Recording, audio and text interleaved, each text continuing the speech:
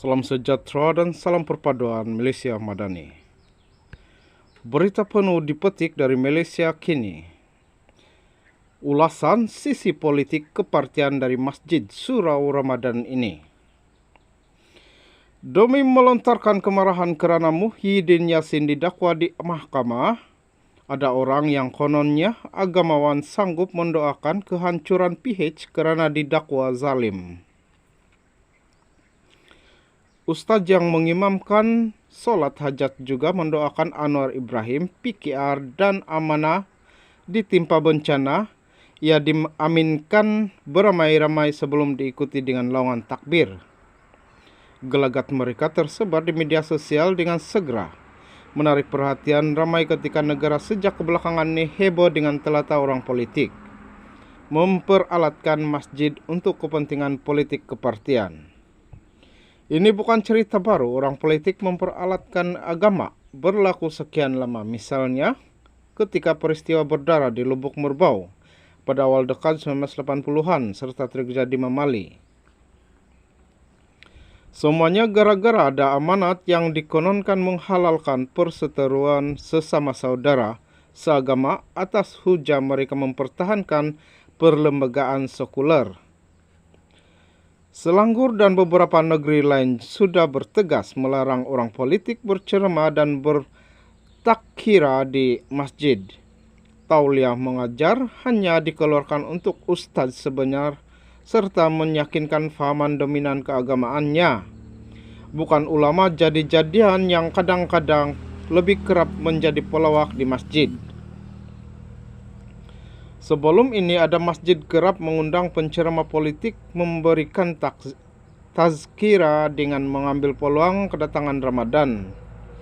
Natijah kehadiran mereka ialah tercetusnya suasana tidak selesa dalam kalangan jemaat yang mengerjakan ibadat tarawih. Pihak berkuasa agama di peringkat negeri memahami bahawa keharmonian hidup bermasyarakat tidak wajar sama sekali dicemari oleh ulama jadi-jadian. Benarlah kata Hamka bahawa setengah orang Islam tidak semestinya beragama kerana perbuatan dan amalan mereka kerapnya bertentangan dengan arahan Allah. Menerusi 3 buku yang terkenal, Hamka, Peristiwa, Tasawuf Modern dan Lembaga Budi, dia menegur umat Islam yang gagal membezakan antara agama, politik dan adat sehingga unsur yang bertentangan dianggap sebagai ibadat. Salah faham terhadap Islam menyebabkan umat tertinggal di dalam pelbagai faktor kehidupan kerana ada yang menganggap agama untuk akhirat semata-mata. Lebih malang, dalam usaha menuju ke surga yang dicipta oleh setengah orang alim itu berlaku perbuatan kafir mengkafir apabila ada individu yang mendakwa orang tidak tahu berbahasa Arab, tidak berjubah dan berjanggut sebagai tidak beriman serta gagal menurut sunnah Rasul.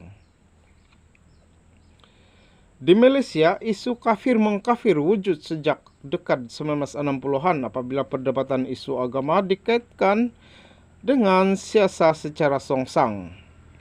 Revolusi Islam Iran pada 1978 pula mendorong setengah pentaksub mengidamkan perjuangan secara revolusi.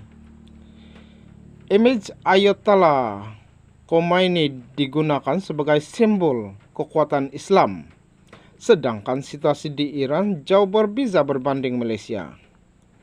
Banyak juga negara Islam terutamanya Arab yang terpegun dengan gerakan yang menyingkirkan sistem beraja bagi digantikan dengan negara republik. Perdana Menteri atau Presiden dibentuk menerusi proses pilihan raya yang konang lebih demokratik. Apa yang berlaku kemudiannya ialah negara berkenaan bukan saja tidak aman, bahkan dicengkam oleh diktator yang lebih zalim daripada raja. Akhirnya berlaku rampasan kuasa oleh tentera dan kesan-kesannya seperti kita maklumkan.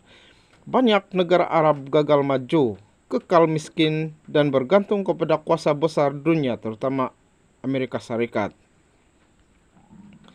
Lebih malang ada orang yang menganggap golongan radikal seperti Taliban dan Daesh sebagai wira menegakkan Islam.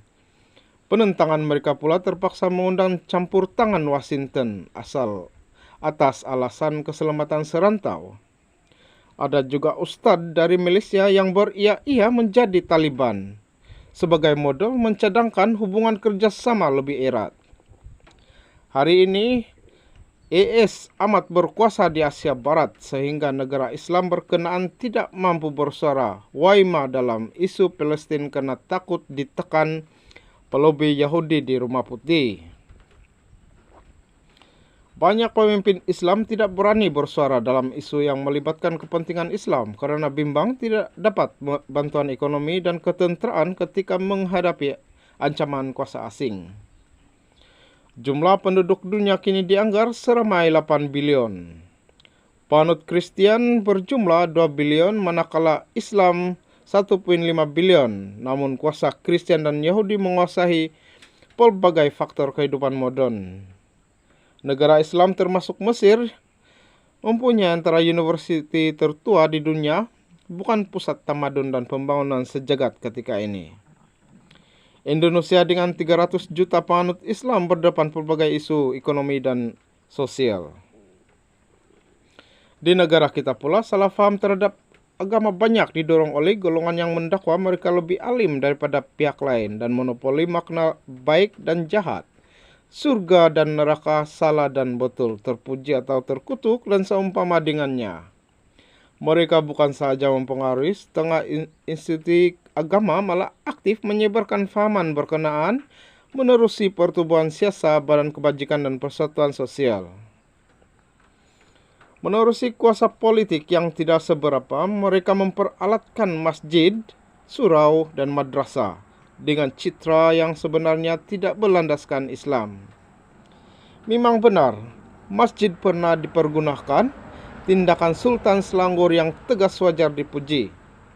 Pihak jabatan agama juga wajar memantau pengurusan masjid dan surau karena kadang-kadang mereka lah menjadi dalang yang membawa orang politik bercerama serta bertazkira. Izinkan Ramadan tahun ini berlangsung dengan lebih aman dan bebas daripada gangguan siasa bingit lagi merimas. Berita penuh dari Malaysia kini.